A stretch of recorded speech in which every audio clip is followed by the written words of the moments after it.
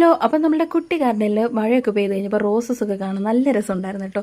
ഈ റോസൊക്കെ നല്ല വെൽവെറ്റ് പോലെ ഇങ്ങനെ വിരിഞ്ഞ് നിൽപ്പുണ്ടായിരുന്നു. അങ്ങനെ ഞാൻ നടന്ന് നോക്കിയപ്പോൾ ടൊമാറ്റോ ഒക്കെ നല്ല സെറ്റായിട്ടുണ്ട്. അപ്പോൾ അതൊക്കെ പൊട്ടിച്ചെടുത്തു. എല്ലാത്തിൻ്റെ ചോട്ടിൽ മുട്ടത്തൊണ്ടാണ് കിടക്കുന്നത്.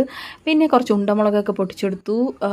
പിന്നെ നെല്ലൊക്കെ നല്ലോണം ഉണ്ടായിട്ടുണ്ട്. പിന്നെ വെള്ളക്കാന്താരിയും പൊട്ടിച്ചെടുത്തു. ചീര റെഡി ആയിട്ടില്ല, പിന്നെ കുരുമുളക് റെഡി ആയിട്ടില്ല, അതുകൊണ്ട് ഞാൻ പറിച്ചില്ല. പിന്നെ ഇത് ബെയർ ഫ്രൂട്ടാണ്. ബെയർ ഫ്രൂട്ട് പച്ചയോടെ കഴിക്കാനും എനിക്കിഷ്ടമാണ് ചിലതൊക്കെ. അപ്പോൾ ഞാൻ രണ്ട് മൂന്നെണ്ണം പൊട്ടിച്ചെടുത്തു, അത്രേ ഉള്ളൂ.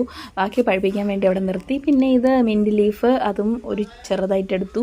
പിന്നെ കപ്പയ്ക്ക കവറിട്ട് വെച്ചിട്ടുണ്ടായിരുന്നു. ഇത് വലിയ സൈസാവുന്ന കപ്പയ്ക്കാണ്, ഇത് മാത്രം കുഞ്ഞു, ബാക്കിയെല്ലാം നല്ല വലുതായി, അതും പൊട്ടിച്ചെടുത്തു.